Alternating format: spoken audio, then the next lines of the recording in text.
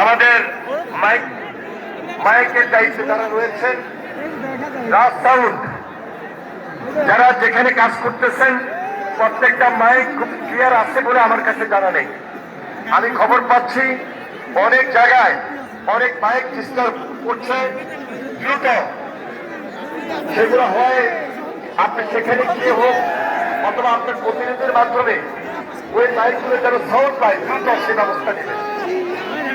আমি রাজ মাইককে বলছি, রাজ সাউন্ড কোথায় আছেন?